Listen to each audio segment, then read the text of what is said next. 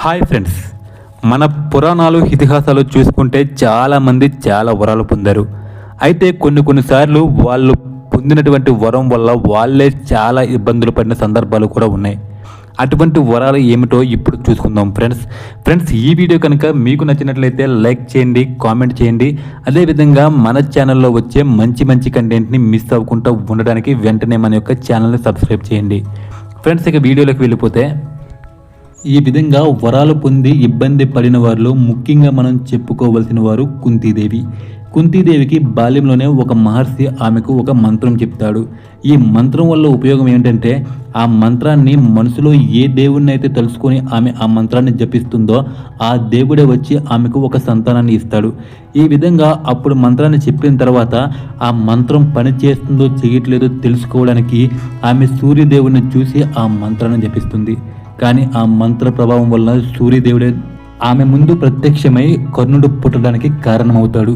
ఈ విధంగా పుట్టిన కర్ణుడు పెళ్లి కాకముందే పుట్టాడు కాబట్టి అతన్ని ఒక డబ్బాలో పెట్టి ఒక నదిలో పడేస్తారు. ఈ విధంగా పెరిగిన కర్ణుడు వలన ఆమెకు తర్వాత చాలా ఇబ్బందులు వస్తాయి. ఈ విధంగా వరాల వలన ఇబ్బంది పడిన వారిలో రెండవ వ్యక్తి ఎవరు అంటే జయద్రథుడు.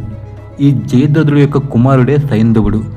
ఈ సైంధవుడు పాండవుల్ని ఒకరోజు అడ్డుకునే శక్తిని వరం వల్ల పొందుతాడు. అయితే ఈ శక్తిని పొందడం వల్ల ఏంటంటే అభిమన్యుడు చనిపోతాడు. ఈ విషయం పక్కన పెడితే తన తండ్రికి ఏంటంటే ఈ పాండవులతో ఎప్పుడు కూడా సైంధవుడు ఏంటంటే విరోధంగా ఉంటున్నాడు కాబట్టిగా ఈ పాండవుల వల్ల సైంధవుడి ప్రాణాలకి ఏమైనా హాని కలుగుతుంది కాబట్టిగా తన యొక్క తండ్రి జయద్రథుడు ఏం వరం కోరుకుంటాడంటే, ఎవరైతే నా కొడుకు తలను నేలపైన పడగొడతారో వాళ్ళు వెంటనే మరణించాలని చెప్పేసి వరాన్ని కోరుకుంటాడు. అయితే అభిమన్యుడు చనిపోయిన తర్వాత దానికి కారణం సైంధవుడే కాబట్టి అర్జునుడు సైంధవుడిని చంపేయాలనుకుంటాడు. అలాగే చంపేస్తాడు. చంపేసిన తర్వాత అతని యొక్క తల కింద పడితే అర్జునుడు చనిపోతాడు. కాబట్టి శ్రీకృష్ణుడి యొక్క ఆదేశానుసారం ఒక బాణం సహాయంతో ఆ తలను పట్టుకుని వెళ్ళి జయద్రథుడు యొక్క ఒడిలో వేస్తారు. అలా తన కొడుకు తలని చూసిన జయద్రథుడు కంగారుగా తలని కింద పడేస్తాడు. దీంతో తన కోరుకున్న వరం వలన తన తల 1000 ముక్కలైపోతుంది. ఇక ఇలాంటి వరాల వలన బాధపడినటువంటి మూడవ వ్యక్తి ఎవరు అంటే కుంభకర్ణుడు. తను ఎంతో కష్టపడి చాలా రోజులు బ్రహ్మదేవుని తపస్సు చేసి ఒకరోజు బ్రహ్మదేవుడు ప్రత్యక్షమైతే వరం కోరుకోవాలనుకుంటాడు. ఆ వరం ఏంటంటే, నేను నిరంతరం కూడా యుద్ధాల్లో ఉండాలి, యుద్ధాల్లో నాకు విజయం లభించాలని చెప్పేసి వరం కోరుకోవాలనుకుంటాడు. కానీ చాలా రోజుల నుంచి నిద్ర లేకపోవడం వలన బ్రహ్మదేవుడు ప్రత్యక్షం కాగానే నాకు నిరంతరం నిద్ర కావాలని చెప్పేసి వరం కోరుకుంటాడు. వెంటనే బ్రహ్మదేవుడు తదాస్తు అంటాడు. దీంతో కుంభకర్ణుడు ఎప్పుడు నిద్రపోవాల్సి వస్తుంది. ఈ వరం పొందిన తర్వాత కుంభకర్ణుడికి భార్య పిల్లలతో సుఖం సంతోషాలు లేకుండా పోతాయి. పైగా ఎవరైనా తను నిద్రలో ఉండగా మధ్యలో నిద్ర లేపితే ఆ రోజు ఏదైనా యుద్ధానికి వెళ్తే ఆయనకు చనిపోతాడని చెప్పి శాపం కూడా ఉంది. దీంతో తన బ్రతుకున్నంతకాలం కూడా ఎక్కువ నిద్రలోనే గడిపాడు కుంభకర్ణుడు. ఈ విధంగా వరాలు పొంది దానివల్ల ఇబ్బంది పడిన వారిలో సహదేవుడు ఒకడు. సహదేవుడు తన తండ్రి యొక్క చిటికిన వేలుని తినడం వల్ల తనకి చాలా బలం వస్తుంది. బలం అంటే తెలివితేటలు. ముందుగానే ఏం జరుగుతుందో ఆయనకు ముందే తెలిసిపోతుంది. కానీ శ్రీకృష్ణుడు అతని వద్ద ఒక మాట తీసుకుంటాడు.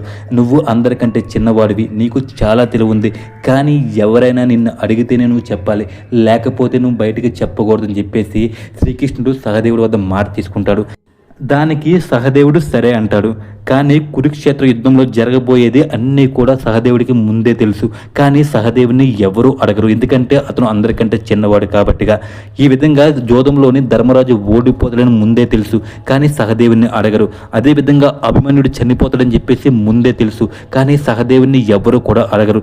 ఈ విధంగా అన్నీ తెలిసినా సరే, అన్నీ జరగబోయి అతనికి కన్నీ కనిపించినా సరే ఏమీ చెప్పలేక తనలో తానే నరకం అనిపించిన వ్యక్తి సహదేవుడు. ఈ విధంగా వరాన్ని పొంది తన సావుని తానే తెచ్చుకున్న 5వ వ్యక్తి ఎవరు అంటే భస్మాసురుడు. భస్మాసురుడు శివుని కొరకు అత్యధికంగా తపస్సు చేసి ఒక వరాన్ని పొందుతాడు. ఏంటి ఆ వరము అంటే, ఎవరి తలపైనైతే భస్మాసురుడు చెయ్యి పెడతాడో ఆ వ్యక్తి అక్కడే భస్మం అయిపోతాడు. ఈ విధంగా కోరుకుంటాడు. వెంటనే శివుడు తదాస్తు అంటాడు.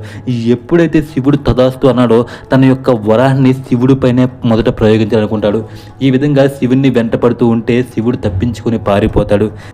కానీ ఆ తర్వాత శ్రీకృష్ణుడే ఒక నర్తకి వేషంలో ఆయన దగ్గరికి వచ్చి నాట్యం చేస్తూ ఉండగా ఆమె యొక్క నాట్యాన్ని చూసి పరవశుడైనటువంటి భస్మాసురుడు సేమ్ ఆమెలాగే నాట్యం చేయాలనుకుంటాడు.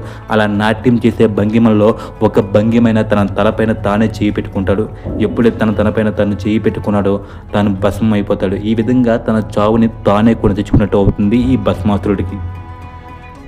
ఫ్రెండ్స్, ఇటువంటి మరిన్ని మంచి వీడియోస్ని మిస్ అవ్వకుండా ఉండడానికి వెంటనే మన యొక్క ఛానల్ని సబ్స్క్రైబ్ చేయండి. Thank you for watching. Thank you so much friends.